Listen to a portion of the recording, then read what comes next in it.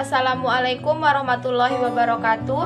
Yang terhormat Bapak dosen pengampu mata kuliah Al-Quran yang bernama Bapak Dr. Lalu Muhammad Nurul Watoni MPDI.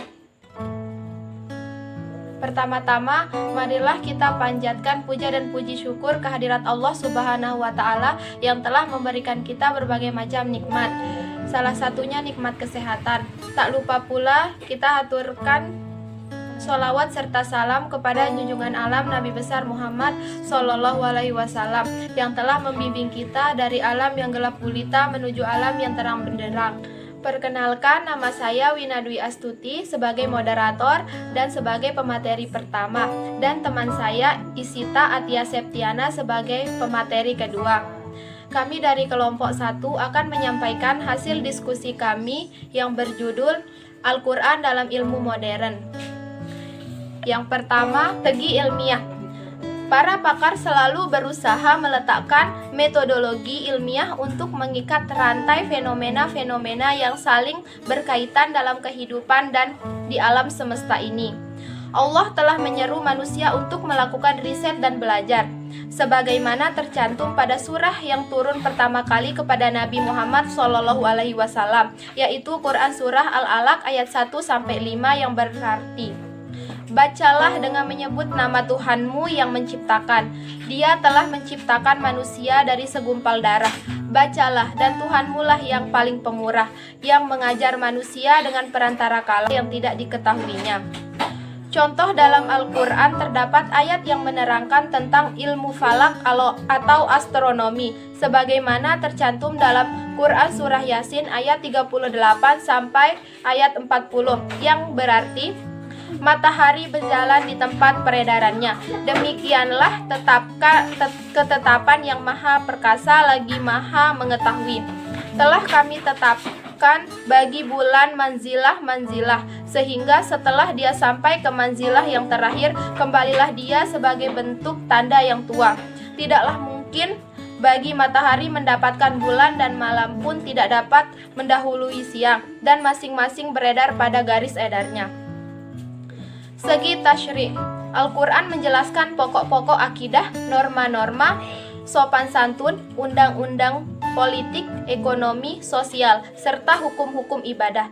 Tentang akidah, Al-Quran mengajak kita umat manusia pada akidah yang suci dan tinggi, yakni beriman kepada Allah yang Maha Agung, serta meyakini bahwa Nabi Muhammad SAW adalah utusannya.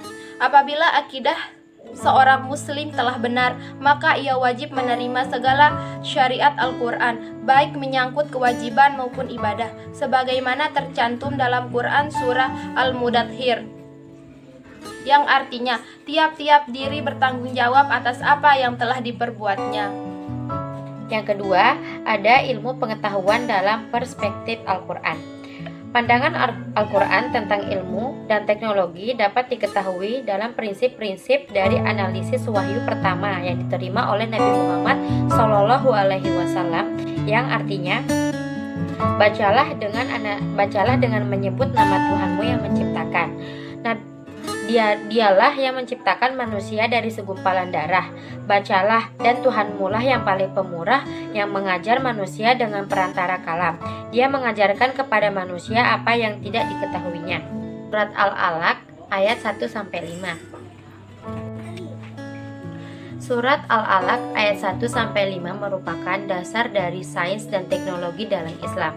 Allah memerintahkan kita untuk membaca, meneliti, mengkaji, dan membahas dengan kemampuan yang faktual atau intelektual. Surat ini merangsang daya kreativitas untuk berinovasi, mengembangkan keimanan dengan rasio dan logika yang dimiliki manusia. Kewajiban membaca dan menulis untuk mendalam sains dengan meneliti menjadi intern Islam dan penguasaan dan kebiasaan suatu peneliti atas restu Allah. Wahyu pertama tidak menjelaskan apa yang harus dibaca, karena Al-Quran menghendaki umatnya untuk membaca apa saja selama bacaan tersebut bismi rabbik dalam arti bermanfaat untuk kemanusiaan. Iqra berarti bacalah, telitilah, dalamilah, ketahuilah ciri-ciri sesuatu, bacalah alam, tanda-tanda zaman, sejarah, maupun diri sendiri yang tertulis maupun yang tidak tertulis. Artinya, objek perintah Iqra mencakup segala sesuatu yang dapat dijangkaunya. Selanjutnya, dari wahyu pertama, Al-Quran diperoleh isyarat bahwa ada dua cara memperoleh dan mengembangkan ilmu, yaitu Allah mengajar dengan pena yang telah diketahui manusia lain sebelumnya, dan mengajar manusia tanpa pena yang belum diketahuinya. Cara pertama adalah mengajar dengan alat atau atas dasar usaha manusia, dan cara kedua dengan mengajar tanpa alat atau tanpa usaha manusia. Walaupun demikian, berbeda dengan keduanya berasal dari satu sumber, yaitu Allah Subhanahu wa Ta'ala. Inilah yang disebut dengan ilmu laduni. Dalam ilmu pengetahuan, keamalan atau sains natural, orang mengumpulkan pengetahuan itu dengan mengadakan pengamatan atau observasi, pengukuran atau pengumpulan dan pada alam sekitar kita, baik yang hidup seperti manusia, binatang maupun tumbuhan. Dan ada pula yang tidak bernyawa seperti binatang, bintang, matahari, gunung, lautan, dan benda-benda yang mengelilingi kita. Secara lebih rinci, pengamatan benda di sekitar kita dapat penulis paparkan pada bagian hakikat, yaitu ilmu pengetahuan, di mana hakikat tersebut mempunyai keterpaduan antara sains dengan Al-Quran. Yang ketiga, bukti kandungan teori ilmu pengetahuan dengan Al-Quran. Al-Quran adalah kitab suci penyempurnaan kitab-kitab suci para nabi sebelumnya. Al-Quran bukan hanya petunjuk untuk mencapai kebahagiaan hidup bagi umat Islam, tetapi juga seluruh umat manusia. Berikutnya, ayat-ayat yang tidak pernah berhenti. Keajaibannya, meski Al-Quran diturunkan 14 abad yang lalu, namun ayat-ayat yang banyak menjelaskan tentang masa depan yang bersifat ilmiah. Bahkan dengan kemajuan ilmu dan teknologi saat ini, banyak ayat-ayat Al-Quran yang terbukti kebenarannya. Berikut beberapa fakta ilmiah Al-Quran yang dihimpuni dari berbagai sumber, di mana berbagai penemuan ilmiah saat ini ternyata sesuai dengan ayat-ayat tersebut. Yang pertama, kelahiran. Penciptaan manusia dan aspek-aspeknya yang luar biasa itu ditegaskan dalam banyak ayat. Beberapa informasi di dalam ayat-ayat ini sedemikian rinci sehingga mustahil bagi orang yang hidup di abad ke-7 untuk mengetahuinya. Dasar kelahiran berhubungan dengan mani laki-laki yang terpancar selama persetubuhan seksual. Fakta bahwa bayi lahir sesudah jangka waktu 9 bulan tentu saja merupakan peristiwa yang gamblang dan tidak memerlukan penyelidikan lebih lanjut. Yang kedua, fungsi gunung. Banyak sekali fungsi gunung, antara lain penahan guncangan, penyubur tanah, dan lainnya. Al-Quran menjelaskan fungsi gunung dalam beberapa ayat dalam Al-Quran, antara lain yang artinya, dan telah kami jadikan di bumi ini gunung-gunung yang kokoh supaya bumi itu tidak goncang bersama mereka, dan telah kami jadikan pula di bumi itu jalan-jalan yang luas agar mereka mendapat petunjuk. Quran Surah Al-Anbiya ayat 31. Yang ketiga, api di dasar laut. Fenomena api di dasar laut ini ditemukan oleh seorang ahli geologi asal Rusia, yaitu Anatol Sebagovich dan Yuri Bogdanov, dan ilmuwan asal Amerika Serikat Rona Klein ketika mereka sedang meneliti tentang kerak bumi dan patahan di dasar laut lepas di pantai Miami. Mirip seperti lava cair yang mengalir dan disertai dengan abu vulkanik seperti gunung berapi di daratan yang memiliki suhu mencapai 231 derajat Celcius. Lempeng-lempengan ini terletak di lembah atau dasar samudra. Ia menahan lelehan bebatuan panas yang membuat laut meluap-luap. Akan tetapi, banyaknya air di lautan dapat meredam panasnya bara yang memiliki suhu lebih dari 10.000 derajat Celcius. Mampu menguapkan air laut adalah salah satu di antaranya banyak fakta-fakta bumi lainnya yang mengejutkan para ilmuwan. Sebenarnya, di dalam Al-Quran sudah menyebutkan tentang api di dasar laut, yaitu demi bukit dan kitab yang tertulis pada lembaran yang terbuka, dan demi Baitul Makmur Ka'bah, dan demi surga langit yang ditinggalkan, dan demi laut yang di dalam tanah ada api. Quran Surat At-Tur ayat 1-6.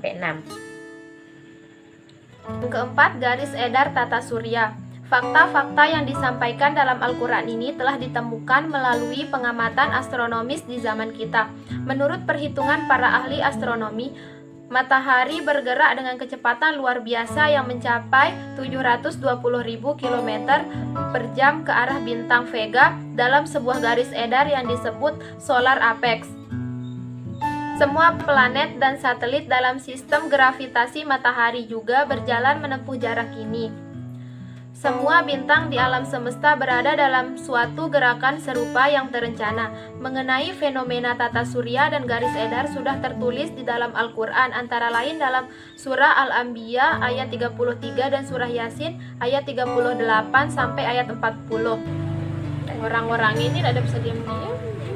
Tinggal dikit, semangat. Yang artinya, Ayo. Udah, yang artinya ini, dan dialah. nggak ada bos.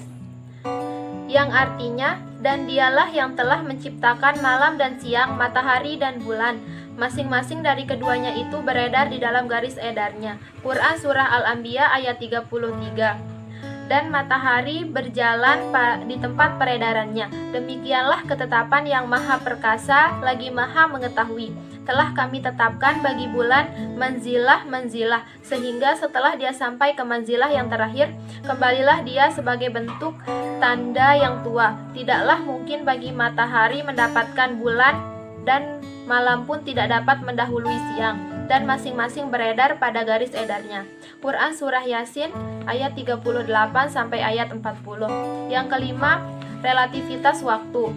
Albert Einstein pada awal abad ke-20 berhasil menemukan teori relativitas waktu. Teori ini menjelaskan bahwa waktu ditentukan oleh massa dan kecepatan. Beberapa ayat dalam Al-Quran juga telah mengisyaratkan adanya relativitas waktu ini. Di antaranya dalam Al-Quran surah Al-Hajj ayat 47, surat As-Sajdah ayat 5, dan Al-Quran surah Al-Ma'raj ayat 4. Yang artinya, dan mereka meminta kepadamu agar azab itu disegerakan. Padahal Allah sekali-kali tidak akan menyalahi janjinya. Sesungguhnya sehari di sisi Tuhanmu adalah 1000 tahun menurut perhitunganmu. Quran Surah Al-Hajj ayat 47. Dan dia mengatur urusan dari langit ke bumi, kemudian urusan itu naik kepadanya dalam satu hari yang kadarnya lamanya adalah 1000 tahun menurut perhitunganmu. Quran Surah As-Sajdah ayat 5. Malaikat-malaikat dan Jibril naik menghadap kepada Tuhan dalam sehari yang kadarnya 50.000 tahun.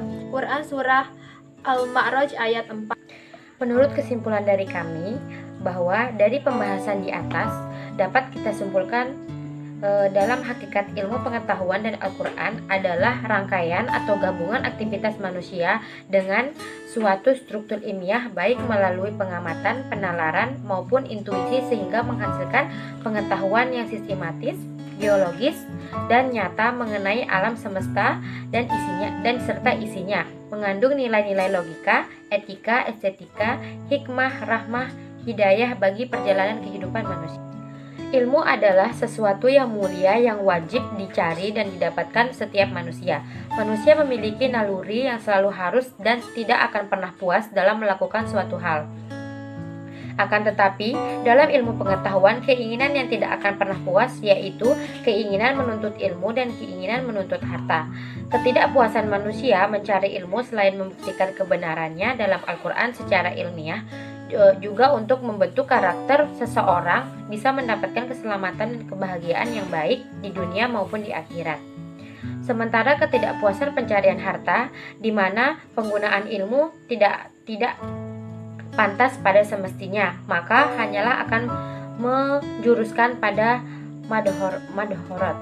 Terima kasih, hanya ini yang dapat kami sampaikan. Kurang dan lebihnya kami mohon maaf. Jika ada salah kata atau penjelasan yang kurang jelas, mohon dimaklumi. Wassalamualaikum warahmatullahi wabarakatuh.